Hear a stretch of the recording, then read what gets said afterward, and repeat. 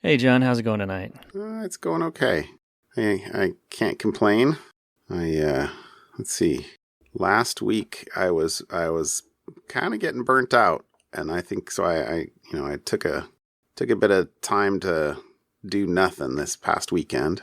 Actually went camping for a night. Although we were supposed to be social distancing with a couple of friends from my younger boys' class, but they did not appropriately social distance. So No. I'm kind of in the, well, let's kind of wait and see for a little bit. But it is what it is. Yeah. It's going to be. Yeah. Yeah. They start school in another week, and evidently I don't quite know what the parameters are for it, but they're going to be able to do outdoor school with cohorts of no more than 10 for some period of time. So like every Thursday, I think. We're actually going to find out more this coming weekend. There's a class meeting.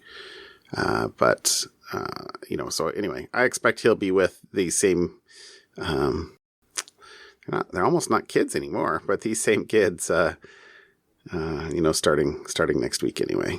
But right. It is what it is. But it was fun. And I actually played poker for the first time. I've actually never played poker with other like human beings.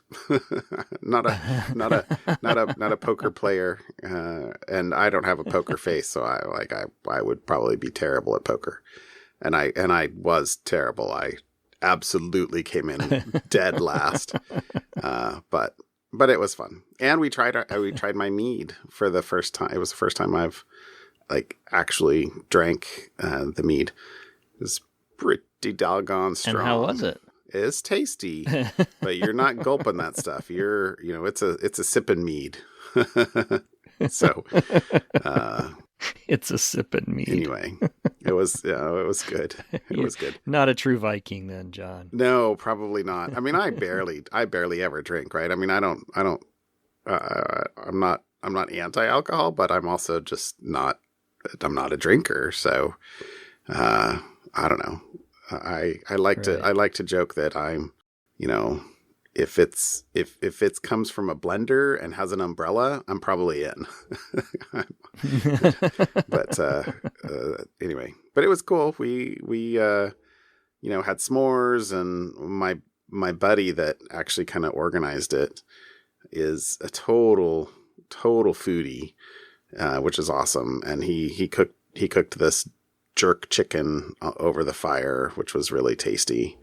And we did s'mores, and it was a fun time was had by all. And my super laziness is I just put a foam pad in the back of my Explorer, and I didn't set up a tent or anything. But it worked perfect. Well, there you go. Fun. My son did set Success. up he has a little tent but it's, I think technically a 3-person tent, but really it's a 1-person tent. So, he did his own tent, but I just slept in the car. That was fun. Sorry, I'm rambling on here a little bit, but this was also a very big weekend because Sunday, when I came home from camping, I harvested my honey. I saw a few I saw a few tweets of videos on Twitter of spinning honey. I did. I posted a couple things on Twitter. So I think I said last week that on Thursday I was going to put in the escape boards, which basically are they're like diodes for bees, a one-way valve that the bees can go in, but they can't come back. So you put them in between the honey supers and the rest of the colony. And then as the bees go down to, go out for a flight or for whatever reason, then they can't come back out. So over the course of a couple of days, the supers just empty out. So I did that on Thursday, and then on Sunday I give them a couple days, and then on Sunday I pulled them all off, pulled them in, and extracted them all, which was totally cool. And I don't actually have an official precise number, but I think I got about 4, maybe 4.5 gallons, which times about 11 pounds per per gallon should be about 44 pounds. So I think I got my 40 pounds that I was hoping for. Well, there you go. And it tastes great. There you go. Tastes great. It's not as strong, I'll say, as last year's, but once you come back to the land of Oregon, maybe I can hook you up with some honey. So yes, that's right. I am not in Oregon. I am on yet another road trip. Mr. Road Trip. Oh man. No, yeah, we took my oldest one, got her all moved into her new apartment for school, and school starts on Monday, I think, for him. So, oh wow, that's but early. it's still mostly online and virtual. Yeah. But now they have access to labs. Right. So, and she took my middle daughter on a tour. They did some sister bonding, went on a tour of campus, and she got to show off a few of the places she hangs out, and showed my middle daughter some of the buildings that are in the areas that she is potentially interested in going into after she graduates this next year from high school. So, dun, dun, dun. As you, to steal your line, fun was had by all. That's cool. I hope that your daughter has good internet access at her apartment. Apparently she does. They have Google Fiber. Oh. In the town where they're awesome. In town. It's Google Fiber is a big one. So, and I'm hoping the mic works, because I forgot one of the cables. For the mic, so I had to fashion a cable with some adapters that I discovered I happen to have on hand, and have an adapter chain. I'm hoping, yes, and I forgot my fancy headphones, so I have just the little earbud things in. I see that. So I'm hoping it doesn't sound too bad. Well, I can hear you, but I hope that your microphone is recording you. That's the important bit. Yeah. Well, it's showing levels keep going up and down as I speak. All so right. I'm going to go with yes. All right, my fingers are crossed. Yeah. But I'm probably going to not say a whole lot. It's been a long couple days, so I'm a little bit on the tired side. Your eyes, sorry, people on the audio can't see you, but your eyes look like they're about half closed.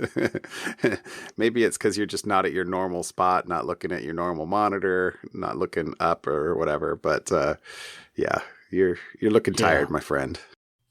That's probably true. Oh, that's funny. That's funny. All right, but we are 141 episodes. This will be 142 in with no misses, so we can't miss. That would be bad. No. I'm in. Okay. All right. No missing. All right. Well, I didn't see any follow-up that we posted this week. I threw a whole bunch of stuff in topics, but how about topics? What'd you bring? So I guess following along with some of the other things I've been kind of poking at most recently, this is an article I saw about an actual human who had flown over from another country, happened to be Russia, to convince another human who works at a company they wanted to steal sensitive data from to install malware so that they could extract, the sensitive data from the company. And so it's unsealed court documents. So the article talks about how there was a 27-year-old guy who was a member of a large criminal gang who was going to recruit an employee of the company and have them install some malware and then extort the company, et cetera, et cetera. They were going to pay the guy some amount of money. Well, this apparently seemed to be working until the guy that they had, or I actually don't know if it's a guy, the person that they had targeted Recruited? to install the software changed their mind and went to the FBI and reported the incident to the FBI. So the FBI said, all right, well, they kept the gang member, the criminal gang member, under surveillance until they had enough evidence against him, and then arrested him and foiled the plans. Now, the article that we'll link here is from ZDNet. Basically talks about how, he traveled to the U.S., went to Nevada to, it's got the dates and everything is, here's what we're going to do, here's what we'll pay you, et cetera, et cetera. It's kind of got the outline of what would happen. It does not identify the company in Nevada that this was going around. But just today, I also saw, I was actually trying to find the link before we started recording. There was a note on Twitter that there was a ransomware attack against Tesla. Did you see that? Is that the one you were thinking of? Anyways, so I wonder if this was related. So if this was the company in Nevada that the Gigafactory. Yeah, the Tesla Gigafactory, the battery manufacturer. So the lesson here is, it's not just hackers sitting in remote spots exploiting software. We're into convincing other humans to turn tail. The insider threat with outsider coercion. Yeah. So there's some interesting details in this article. I mean, the fact that the timeline's interesting. The employee was going to be paid $1 million. Mm-hmm. Yeah, they must have figured they were going to be able to extort a significant amount out of this company. Yeah, interesting. Yeah, I did see some stuff, but I don't have the link at hand. Kind of pointing fingers at least. Actually, hold on. There's it on the right-hand side of that link. There is Elon Musk confirms Russian hacking plot targeted Tesla factory. That's what I saw today, because this article was from a couple days ago. Yeah, I thought that I had seen something. I thought that I had seen this today as well. So, there you go. So this is the follow-up. So this is real-time follow-up. Real-time follow-up. Real-time follow-up. It's what happens when the things go, over a couple of days as we throw notes into the Slack. Yeah. Yeah, there you go. So yeah. And that's the one. So it is Elon Musk. And what does it say? Employee went to the FBI early in the recruitment process. Well, I hope Elon Musk treats him well. Yeah, because I imagine he doesn't make $1 million. I'm gonna guess. Probably not. Funny. All right. Okay. So, well, I have a couple of things. That I brought. Maybe as many as 3, but I don't know that if I'll do all 3 of them. But the first one is a North Korea thing. So this is actually an advisory or an alert from the Cybersecurity and Infrastructure Security Agency, CISA. But this is about FASTCash 2.0, North Korea's BeagleBoyz with a Z. You're kidding me, right? Of course, it's with a Z. As a threat group. So there are a couple of this. So the first of all, this article is quite long, or I'm not sure if it can be considered an article. This advisory is quite long, and as I read through it, I'll be honest, it's relatively light on info. There are some IOCs in here, so if you had a threat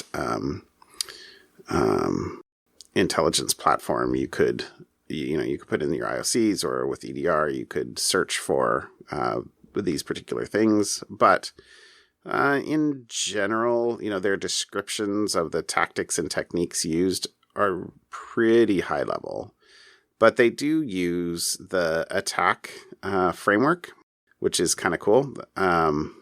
And I don't know. So if you look through, it'll say down below. Well, there's a couple things. First of all, who are they targeting? They're actually targeting the Swift transaction servers to steal cash, and they're pointing the fingers. The feds are pointing the fingers at North Korea, as this is one of the ways that they have stolen.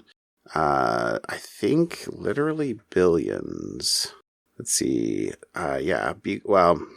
Not sure that it says they have stolen. It says they have attempted to steal nearly $2 billion since at least 2015, according to public estimates.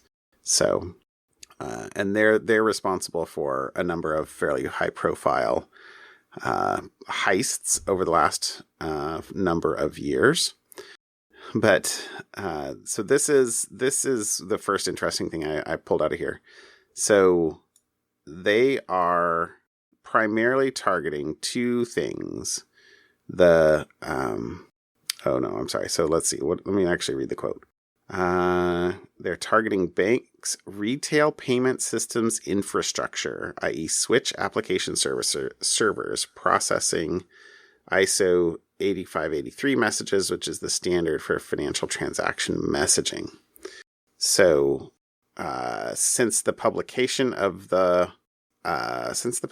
in October 2018, there have been two particularly significant developments in the campaign: the capability to conduct the FASTCash scheme against banks hosting their switch applications on Windows servers, and two, an expansion of the campaign to target interbank payment processors.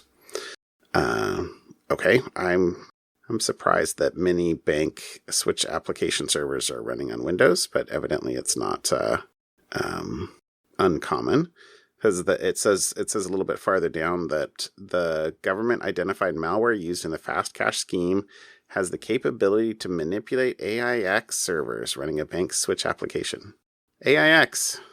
It's been a long time since I've done anything on AIX, but I used to do stuff on one of the products that I worked on back in many eons ago ran on AIX, as well as Linux and Solaris and HPUX and whatnot. Times.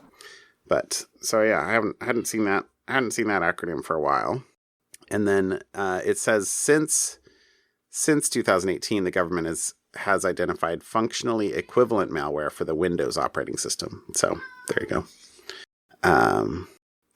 So then it then goes into, sort of in the middle of the article, it goes into hypothetically it's going into the techniques used, but they really are high level. So it's it's basically an enumeration of the techniques in the attack framework that says, they attempt to email an attachment with malware to a specific individual, aka spear phishing, and they do a drive-by compromise, and they exploit a weakness. So yeah, I mean those aren't specific things that you can actually look for, but they do have like in a couple of these. So they said there's a quote down below that they use malware to log keystrokes and take screen captures for the purpose of capturing credentials that they can use for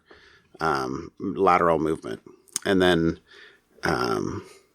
so the other quote down here is that the BeagleBoyz, sorry, I'm kind of avoiding saying the name just because, I don't know, Z's great on me. But the BeagleBoyz appear to seek two specific systems, the Swift terminal and the server hosting the institution's payment switch application. So, it's basically a low and slow and, get in and try and move to compromise those specific servers. So, but anyway, this article is quite extensive, or this advisory is quite extensive, and there's a whole bunch of info in here that's relatively interesting to see what the government's saying publicly about its monitoring, I'll say, of North Korean activity. So check that out. That's my first one. Yeah, there's just it's almost like just tons of bullet lists of things. This is an interesting format of an article. There's so much enumeration that it's not specific. It's not actionable, other than the few places where they actually have specific IOCs. So there is a comment kind of most of the way down that says, in addition to robbing traditional financial institutions, the BeagleBoyz target cryptocurrency exchanges, sometimes valued at hundreds of millions of dollars per incident. So just FYI, we haven't talked cryptocurrencies for a long time, but that's certainly another one of the things in here. Yeah. All right. So that was my first one. And my second one is, I got two more. I'm not sure which one to do, but I guess I'll do the second one that I put in notes first. So this is something completely different. And now for something completely different. So this is an app, that is being used and billed as a way for protesters to communicate securely between themselves. So we've talked, in fact, you mentioned that you had gone down with your daughter to, downtown Portland. The protests, right, by the way, have continued, and there was another terrible travesty this week, 2 of them, in fact. Mm-hmm. But from an app perspective, there's this is a pretty bleak evaluation of the security of this quote unquote secure messaging app. So I saw this initially in a link from Cory Doctorow on Twitter, but I think the link I'll put in is to the Ars Technica article describing this app. So it's called Bridgefy, and it is, so what Cory said was, there are 2 iron laws of security that are often tragically ignored. There's no abstract security, only security from a specific threat, and there's no security in obscurity. So there was this app was initially built and billed for as a way for attendees at a concert or a festival, out in the country with a whole lot of people and maybe really bad cell service, to communicate. And it does so via basically peer-to-peer over Bluetooth, right? So it's kind of like a Bluetooth mesh network. So if I wanted to send you a message, you're somewhere in the area. You might not be within range of my phone, but you're within range of somebody else's phone. And if enough people have the app, then the messages can go from phone to phone to phone to phone, trying to find you. And, and so that way I can send you a message, and who knows how many phones it goes through before it gets to you, but, it's peer-to-peer. But it's a peer-to-peer messaging app clearly built by people who had the idea, but not any expertise in security or building it in the first place. So there's a tremendous number of issues outlined in the article, and then also in the actual paper that the article refers to. But it's pretty much a who's who of vulnerabilities. So just a few of them are, it passes the sender and destination identifiers in clear text in every message. So you could use that to build a graph, and you could say, John sending a message to Eric, so John knows Eric, and Eric sending a message to Kate, and so Kate and Eric are connected. And so you could build a graph and know like who's connected to who based on who's sending who messages. Yep. The identifiers Not are very anonymous. Yeah, exactly. The identifiers are based on your phone number. So you're as anonymous as your phone number is. So AKA so very anonymous. super not. And so maybe that's irrelevant or relatively innocuous at a concert where, pretty much who cares. But if you're trying to use it as quote unquote safe communication for a protest, that's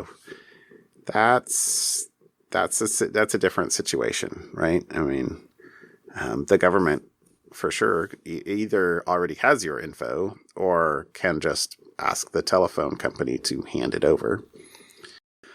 Third issue in here is that when they do use encryption, but the key exchange is just, by me sending you a public key and saying, hey, this is my public key, which means that it can, since this is peer-to-peer, remember, it can be intercepted by anybody who could then say, I know that John said this was his public key, but really this is his public key. It's the one that I will use to re-encrypt stuff.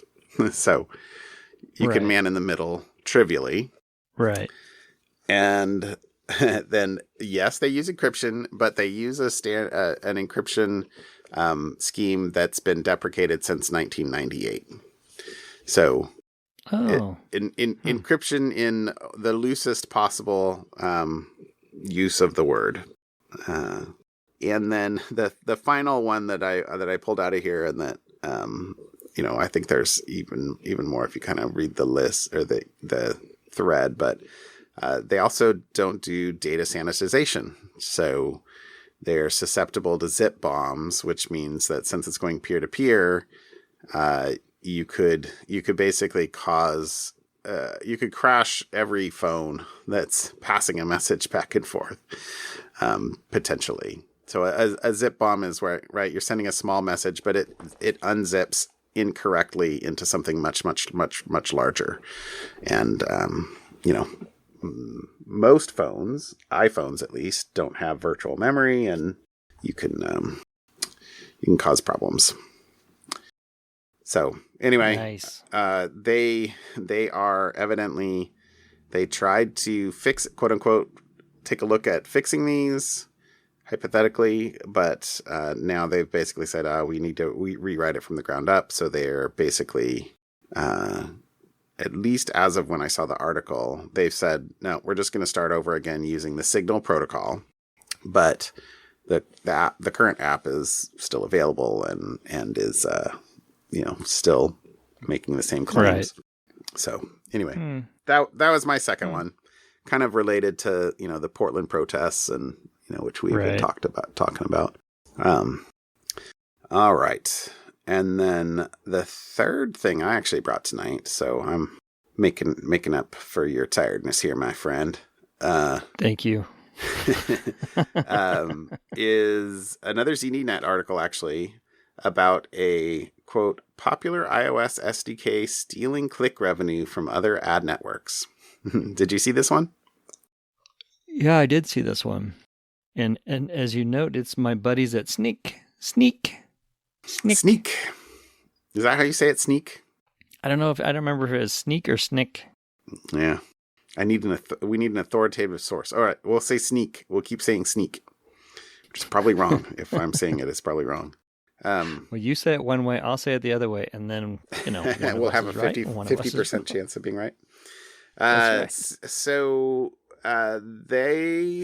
this is an basically a it's like a click tracker, analytics SDK and ad network. So it's called Mintigirl.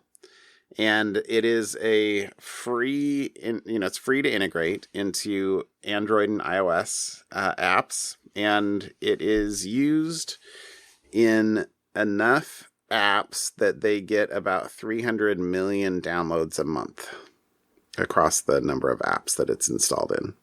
So it's a lot, which probably means that it's on my phone.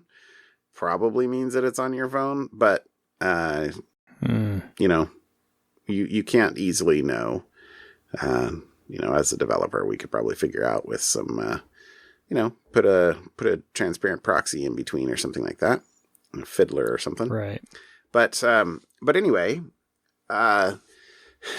this is tricky. The claim, at least, is that well, first of all, evidently it's common to have multiple ad networks integrated into a single app. So I didn't really know that. I've never written an app that uses an ad network, but okay, fine. Go ahead. No, I was just trying to think of that. Yeah, so you would have, I would say, I'm going to add the Facebook ad network and Apple's ad network, and you know, there's a bunch of third-party ad networks I could add, Google's and Facebook, and so inside my app I could rotate through those or decide which one is going to handle displaying the ad for whatever time, which I think that's why if you've ever played free to play games, the ads will look consistent and then they'll look complete. Then you'll get one that looks completely different from the others, and I think this is why. Yeah, it's because of different ad networks serving that one up. Yeah, I mean the quote in here says mobile apps regularly use multiple advertising SDKs to diversify their ad and monetization strategies. So okay. But so the claim by Sneak is that this SDK sits silently in an iOS app's background and waits for a tap on any ad that's not its own. And then when you tap an ad that's not its own, it hijacks the click referral process, basically shunting the referral out to where like it's sending a click on its own behalf from its own server. So the quote here is that makes it appear to the underlying operating system that the user clicked one of its ads instead of a competitor's, effectively robbing revenue from the other SDKs and advertising networks. So sneaky. So the quote or the fine print down below is that something like based on last touch attribution model, Mintegral is given attribution for the engagement. So that sounds like gobbledygook ad speak for who gets paid. So right. But the gobbledygook for who gets paid. I like that. Yeah. Who knows? But then the other, or maybe the final point in this article that's interesting is that they're also logging. So this is an ad. This is an ad SDK, but they're also logging every URL-based request made from within the compromised application. So and sends it to a remote server, including the URL, which may include sensitive info if it's in the parameters, the headers of the request, which could include authentication tokens, where in the application code the request originated, and the device's identifiers, the IMEI and the identifier for advertisers. So, and boo. Yeah. So although the Apple actually responded to this and basically said that, let's see, what does it say? Apple said it has spoken with Sneak researchers about the report, and they have not seen any evidence the Mintegral SDK is harming users. Yeah. So basically, well, if an app wants to put spyware inside it, it's allowed to. I guess that's the argument. It did say that, quote, Apple cited these dual functionality SDKs as the reason why the company chose in recent years to expand privacy controls it now offers to users. And evidently there's some more privacy boosting features which are coming in iOS 14, which will be here soon. So we'll see. Anyway, but the company did respond, of course, saying that they are doing nothing wrong, and they'll double check the ad fraud, and that we're doing the same user data collection everybody else is. That's right. Which is probably true. Yeah. Since they're all gathering all of the data they can. How can you be evil if everybody else is also evil? All right, it's getting late. Let me tell you about my something fun. All right, tell me about your something fun. What'd you do? Or what you got for fun? Microsoft Flight Simulator. There's a new Microsoft Flight Simulator. I remember seeing Flight Simulator and, years ago. And I think when I was in college, this is how long ago it was.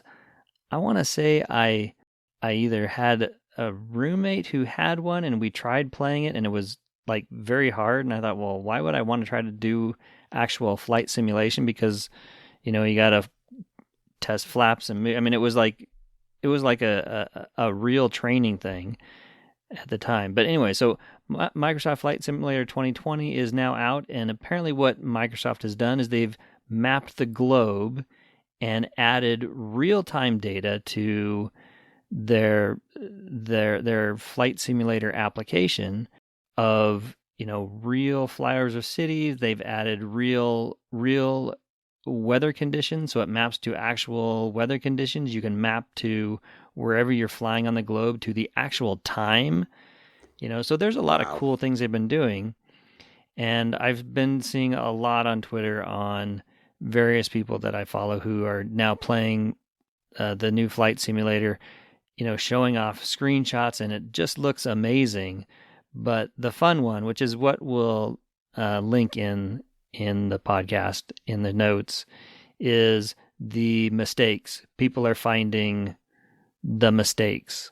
Yeah. Because what Microsoft has done is they've basically used an AI to fill in the gaps where if they don't have the actual real data of, real images that they own, they have tried to have an AI build something based on, I'm sure, some algorithm of what it is. So, the Leaning Tower of Pisa looks like a grain tower. I see this. You see the pictures, like looking at it. The White Cliffs of Dover are grass covered. The Sydney Harbor Bridge just looks like a railroad trellis. Stonehenge just looks like some dirt in a grass field. Anyway, so it's amazing what the AI has been able to do to make, basically the entire globe look realistic on one level, but it's also kind of fun to find the flaws. Yeah, I love how the Washington Monument says you can actually see let's see, also pictured its shadow, its other shadow, and a third shadow that is also the actual Washington Monument. Yeah. And I saw another, so it's not in this chain, but that we'll link, but there was another one where it looks like they must have been using openstreetmaps.org. Yes. Because there is one building that is actually only 2 stories tall, but in Australia, that was 2012 stories tall. It was a typo or something. It appears to be a typo in OpenStreetMap. And so it rendered as this super tall building in the middle of nowhere. Right. Reaching into the sky.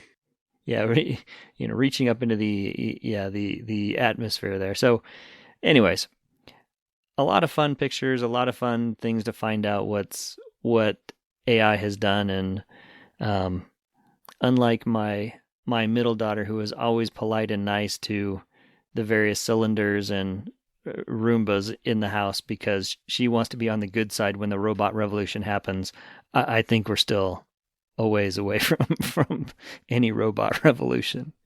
That's pretty funny. That was my something fun. All right. Yeah. Well, that's cool. Yeah, I've seen a lot of pictures and a lot of beautiful pictures from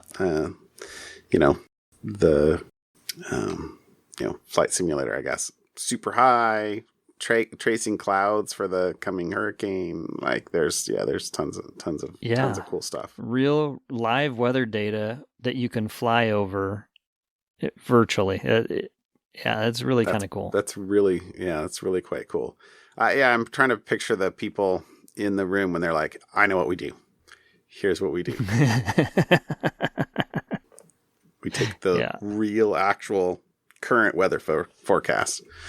So, all right. Well, my something fun is mostly fun for me, I think, but I don't remember if I have mentioned this on the podcast. So, I have gotten a ton of cool information from this lady. Rusty is her name, and she actually lives not far from us. She lives up in Olympia, Washington. But she is a beekeeper in the Pacific Northwest, which is kind of nice for me because, beekeeping is kind of local. And her blog has been going for a long, long time, more than a decade. And she's got just tons and tons and tons and tons and tons of posts. And so it's called honeybeesweet.com. And I'll actually post a link to a particular story from earlier this summer about, swarms in her environment. But I have spent, I was going to say probably hours. No, I have literally spent hours reading things on here. And she just seems like a super nice person and super duper knowledgeable. And, I certainly resonate with most of what she does because she has a very scientific approach to everything. So I really heartily recommend, if you want to just read a bunch of stuff about bees, read honeybeesweet.com. It's sweet as in the suite of a hotel, not sweet as in how sweet is honey. But I'll post the link in our things. This looks like a fun website. I'm just scrolling through the article you stuck in there. That I like the font. I like kind of the layout. It's a simple blog site, anyways. But this is kind of cool. Nice pictures. Yeah. It's and it's kind of one of those places where there's clearly community too. In that, there's comments enabled at the bottom, and most of the time everybody's polite, and she answers questions, and it's very it's very cool. So, cool. And looking. I am living a beekeeper life vicariously through you, my friend. Well, someday you'll if you I don't know. They have rooftop hives, as you know from Notre Dame burning. But anyway, no, it's weird where places have hives. The ones that I can't figure out how they work is in New York City. Like they'll have hives like up on the top of like skyscrapers or on floors.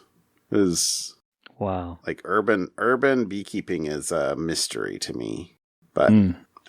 Anyway, I don't have to. It can remain a mystery. I will keep with my rural beekeeping. Thank you. Rural beekeeping. I'm good with that. So, all right, my friend. Why don't we call it a show and let you go crash? Yes, it won't be long now. It won't be long now. All right. Well, enjoy the rest of your road trip and make sure you drive home safe. Yeah, will do. Have a good night, John. All right. I'll talk to you later, Eric. Bye. All right. Bye.